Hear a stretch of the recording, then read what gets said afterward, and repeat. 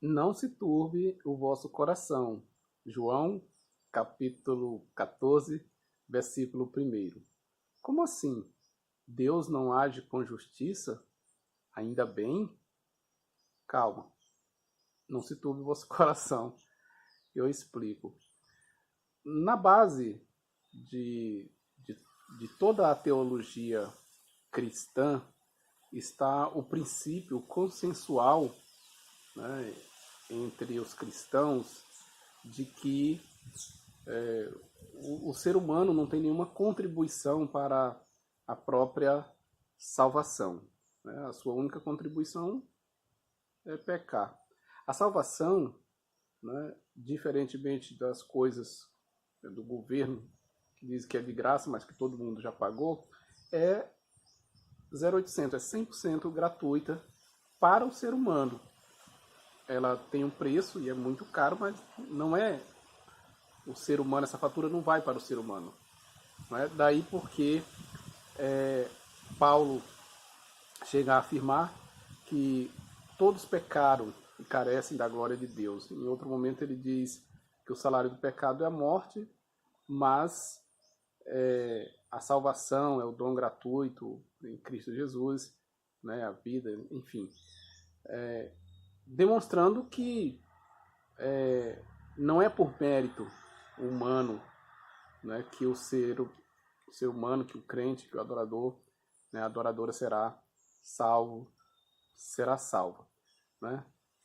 Eu entendo que em momentos de grande indignação, de grande comoção, é comum, é natural e é legítimo que o ser humano, independentemente de crença, né, de nível de escolaridade, de classe econômica, social, ele reivindique isso, justiça. E a gente vê muita gente por aí, às vezes, dependendo da situação, falando, por exemplo, que se a pessoa, um determinado criminoso e tal, escapar da justiça dos homens, mas não vai escapar da justiça de Deus. Né? O que será que essa pessoa está querendo dizer com isso? Né? Esse anseio do ser humano, né, por justiça. E por que, né, eu digo que ainda bem que Deus não age com justiça para conosco. O que seria justiça? Bem, como o próprio Jesus ilustrou, né, no famoso caso de dar a César o que é de César, justo é isso, é dar aquilo que é legítimo, aquilo que a pessoa tem direito. Ele falou lá, é legítimo que se pague imposto a César? Sim, o imposto é dele, então pagar ele, é direito dele. Então, nesse caso, né, como diz o apóstolo Paulo, o que caberia ao ser humano na condição de pecador? A morte. Mas o que é que lhe é oferecido em Cristo Jesus? Né? A salvação, né? Não a morte. Então, o justo seria que o ser humano morresse e morresse eternamente. A alma que pecar, essa morrerá. No dia em que comeres do fruto, nesse dia morrerás. Não é? Então, é nesse sentido que eu digo que Deus não age com justiça, e sim com misericórdia. Por isso eu digo, ainda bem. Né? Porque se ele fosse agir com justiça, né, nós todos seríamos eternamente condenados. E eu gosto muito de uma ilustração que, para mim, ela é muito pertinente nesse aspecto, é aquela parábola dos trabalhadores na vinha, né, em que Jesus relata, né, de um senhor que sai desde a madrugada até o fim da tarde convocar trabalhadores, e ele convoca pelo menos 5 tipos de trabalhadores em horários diferentes, e no fim, evidentemente, há a expectativa daqueles que começaram a trabalhar de madrugada receberem, né, uma quantia maior, e ele vai e paga todos o mesmo valor, né?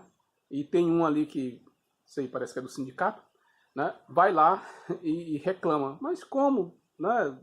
Trabalhamos desde a madrugada e agora recebemos o mesmo valor desse daí.